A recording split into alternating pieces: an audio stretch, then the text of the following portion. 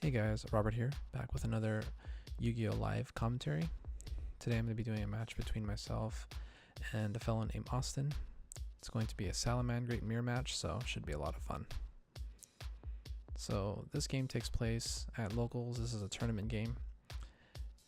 This takes place at Channel Fireball, which is a place I play out on Mondays at 6 o'clock. So if you're from the Bay Area, come check this place out. It's pretty cool. So Austin is going to win the die roll, and he's going to elect to go first. So just want to apologize for a couple of things. The camera is kind of crooked, and there's going to be a glare on the extra monster zone that's to the left from my perspective. I set this up pretty quickly because I wanted to start the match right away, so it's going to be a little annoying. So my opponent's going to start off with the Foxy, execute a Foxy, get the Balinks. Balinks is going to search for the Sanctuary. He's going to do some standard plays. It looks like he does not have a Gazelle, so he's going to end on Balinks and 3 back row, which is not ideal. And he's going to pass it over to me. So it looks like he's playing a more back row oriented deck list. So that's going to make it a little tougher for me to play going second. I'm going to normal summon Lady Debug here. And I'm going to use the effect and search. I'm going to search for a Gazelle. Pretty standard. And I think I'm just going to be doing the standard Balinks play and then reincarnate Link to Balinks to trigger the Gazelle and go off from there. So we'll see what back rows my opponent is playing. Gonna activate the Sanctuary, gonna reincarnate Link. That's gonna trigger Gazelle. Just gonna be doing my normal combos, and my opponent is not really doing anything to my plays so far. So it has me wondering what he has set. Maybe he has a Call by the Grave, but he would have called by the Grave that's spinny there, so that's definitely not back there. So he is going to have a strike. It's off camera, I apologize. So he is going to strike me. He's going to pay 1500 to negate the summon. And so I think that's an okay play. He's going to make me use up Nostalio. But the drawback is that I'm going to have a spinny in graveyard to use later. So if he strikes the Gazelle, it's going to be basically the same thing. I'm kind of just done with my turn. I can't really do anything else. But I will still have a Stalio in my extra deck, but no spinny. So it can go either way, it really just depends. And so now, looks like I'm just gonna set 2 back rows here and pass.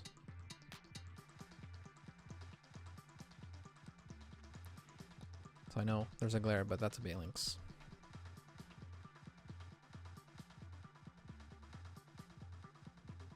Let's see what my opponent's going to do here. Looks like he's going to normal summon Flame Buffalo. And he's going to declare an attack. So he's not going to link off the Flame Buffalo and try to draw more cards. He's just going to try to enter my field here. He's going to crash. We're both going to banish our Balinkses. And he's going to attack over for 900.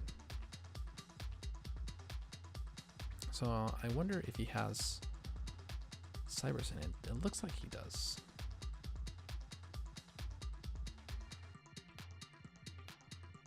I'm just going to use Twin Twister. He's going to discard. Not sure what he discarded there. He's going to target my 2 back rows. I believe I have a Rage and an Impermanence set, so I'm going to activate Impermanence on the Balinks, and that's going to negate the Spell and Traps in the same column, and I set the Infinite Impermanence in the same column as the set. Okay, so he did have one. He had a Foxy in hand, but I guess he wanted to use the Foxy to discard for the other Foxy in graveyard, so he can make a rank 3. Instead of using the Buffalo. It looks like I'm going to Ash the Stalio. I think I would have liked it better if he just went into the Sunlight Wolf, tried to draw more cards. I feel like that's a lot better than keeping it just to summon the Foxy. Looks like he's going to reincarnate into a Balinks here. And then he's going to use the Jaguar and return the Balinks. Interesting play. I think I would have liked it better if he went for a Balinx, or rather for a Sunlight Wolf with the Balinx and the Stalio. It looks like he's going to go into Hida here so he can trigger my Gazelle, which is a smart play. He's going to be able to dump a Rage to the graveyard. But I think he could have done that even with the Sunlight Wolf play. And I think the difference would be that he'll have an extra card in hand. He'll have a Foxy in hand. Okay, so it looks like he's going into Balinx. Yeah, because he could have linked the Balinx and the Stalio away for the Sunlight Wolf and then use the Jaguar, bring that back, get something back from the graveyard, and then use the Jaguar and the Wolf for a Hida and do the same exact play. So, and he would still have his Reincarnate Link Summon as well, so he can use that to reincarnate for another Wolf and then get back the Roar. I think the board would have been the exact same. Yeah, so he's linking off the Balinx here. So the board would have been the exact same, except that he would have a Foxy in hand. And he'd also have a Roar, which gives him some more follow-up plays. So that was a bit of a complicated turn for him. I don't blame him for not being able to see that play. There's potentially 2 more matches to be played, and he has to play quickly. So I'm going to normal summon the Gazelle. So I make a mistake here. I was trying to play around the Roar, but I can use the Balinx in graveyard to save my Gazelle, so I should have used the Gazelle effect here. I'm going to bring back Spinny. And so I believe in this spot I have a Fusion of Fire. And so then I'm trying to figure out a way for me to force out the Roar. It looks like I'm going to be doing that with, I think Hida would be the best play here.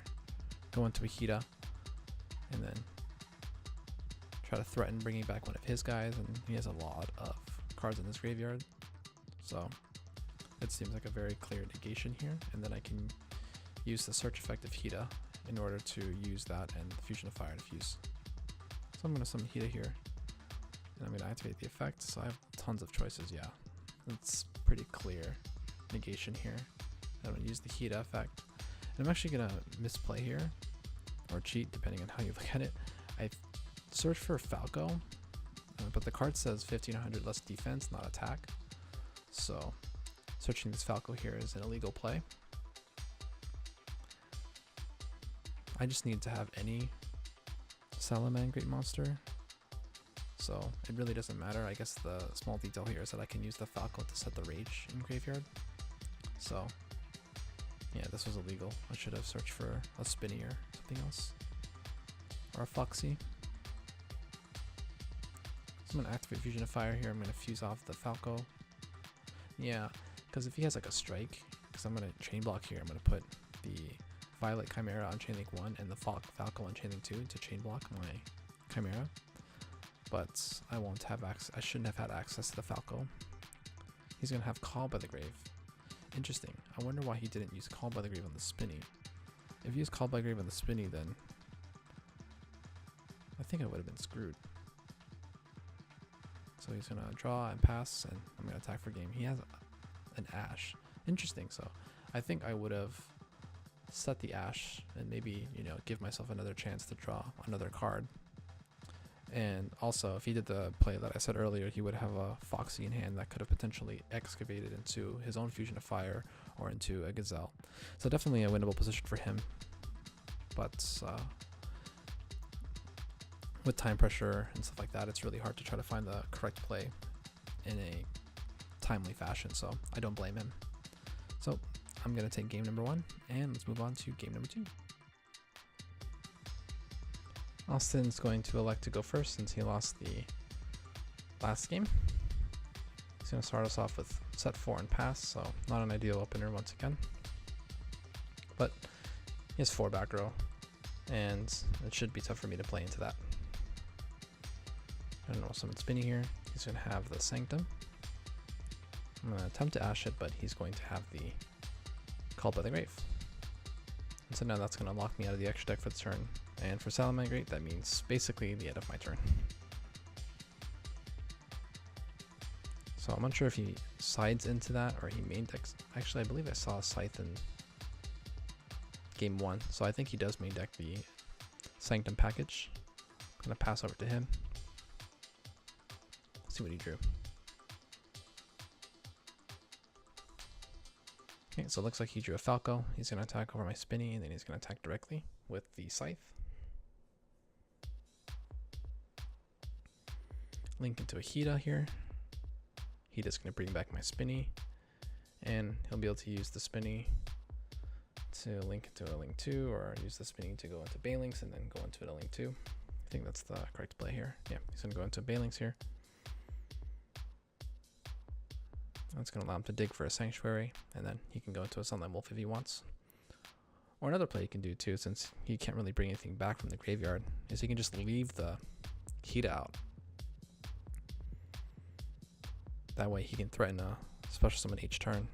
He's going to reincarnate Link for Balinks, and yeah, he looks like he's going to do that play. So that's a really good play, because I can either answer the Hida and then he gets to search for a Gazelle, or he just keeps plussing off that. And a special summon of Pankratops here. I do side that going second. Great card.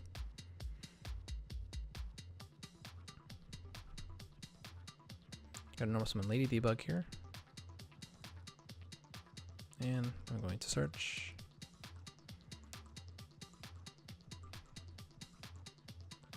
So I don't search right away, so I must already have the Gazelle. So I'm trying to think about what I want to search here.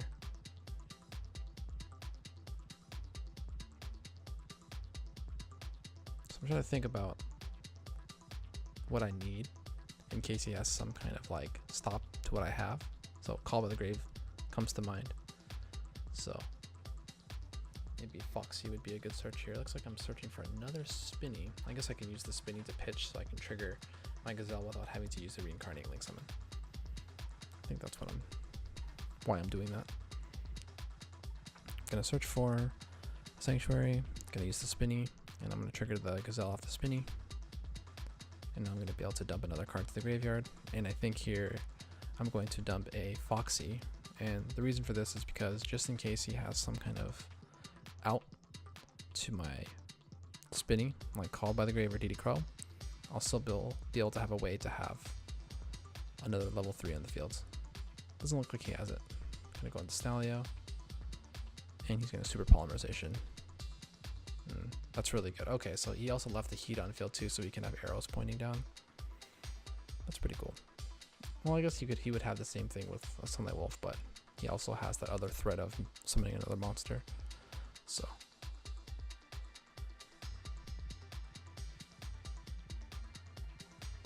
I guess if he has the Sunlight Wolf, he can use the summon and summon it to the arrow, and then he can add something back from the graveyard for next turn. Lots of plays you can do in this deck. This is why I really like the mirror. There's a lot of different things that you can do. And even though he has Super Polymerization, it isn't like a complete blowout. He still has to make the correct decisions, and I still have ways to, answer it and keep playing. So it isn't like a floodgate and I can't play and just lose the game. Okay, so it's a good thing that I sent the Foxy, because I'll still have a way to extend. I'm going to discard my Sanctuary here, bring back the Foxy, and I'm going to destroy his Sanctuary. And now I have a couple of lines that I can take. I can either go Hida myself. Looks like I'm going to just elect to attack and try to answer his board. And so he's going to use Bailings here. Interesting. I think I would have let the Bailings die. That way I would still have protection for the Chimera. But as is, he's going to use the Bailings. I'm going to be able to attack over the Bailings with the Pankratops, and then I can use the Pankratops effect now to destroy the Chimera. So that still leaves the Hida on field. But I do answer one of the bigger threats on his board. And so I think I set Impermanence. Yep, so I set Impermanence. I'm going to be able to negate the Hida. And then I'm going to have the Ash for the Lady Debug. So I set the Impermanence in the same column as the set back row, so now he won't be able to use it this turn. He's going to attack over my Foxy. But I think at this point now I have no cards in hand. He's going to have too much of an advantage. Super Polymerization really just made me waste a lot of resources having to answer the Chimera. And so I'm going to set one back row. And yeah, he's just going to be able to Hida back and kill me. So, well played by Austin. And going to move on to game number 3. I apologize, I did not start the camera right away at the beginning of this match, but not too much happened. My opponent just summoned a Lady Debug, linked into a Balinks, and then I summoned Phantasme from my hand.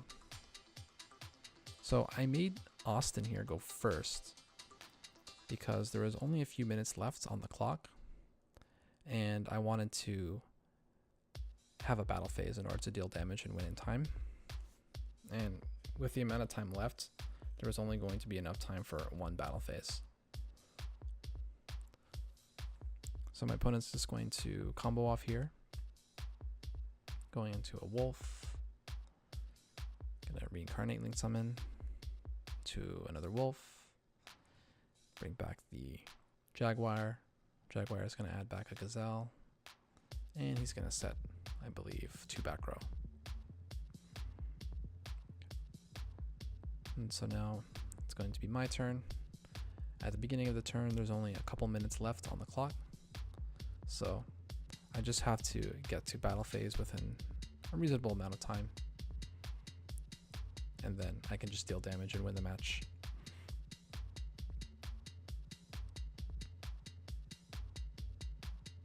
It kind of sucks to win in this way, but I can also lose in this way. With the new time rules though, sometimes you have to win in this way. So I'm gonna summon a Balink's gonna search for the Sanctuary. I'm gonna activate the Gazelle, and then he's going to have the Ash, but I'm going to call by the grave the Ash. Okay, and I think I'm going to be doing the same thing I did in the previous game. I'm going to send the Foxy just in case he has some sort of answer. So like if he has a second call by the grave, I'm gonna send a Foxy just in case as another extender. Gonna bring back the Spinny here. And I'm going to go into a Stalio, I presume.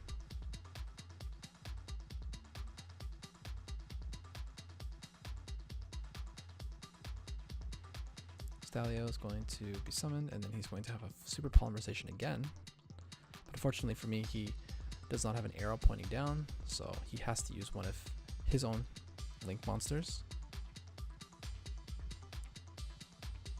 And so with the Foxy Engrave, I'll still have a way to extend, go into a link 2, so I can go into a Hida now if I wanted to. I'm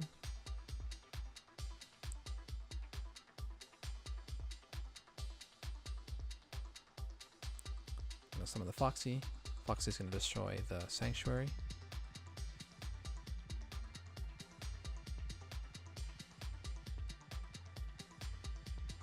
Looks like I'm gonna go into a Hida.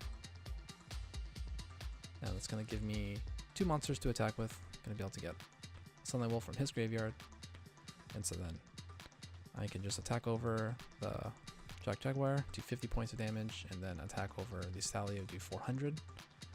And at this point now, there's only a few more seconds left, so I just have to make a few more plays. I think I'm gonna go into Heat Leo here and just burn the rest of the time left on the clock. So it was a fun match. I think that there was spots that both him and I could have played better in. I definitely think that game 1, I think he could have won that and then eventually win the match. But again, it's really hard to see the correct play, especially when you're under time pressure and you have to act fast. So that was a fun match to cast. Sorry, Austin, for beating you in time. I want to thank Channel Fireball for letting me record this match. If you guys have any feedback, if you guys see any other misplays, I am definitely open to suggestions and criticism and feedback. And yeah, that's going to be it. Thanks guys for watching, and I hope to see you guys on the next one.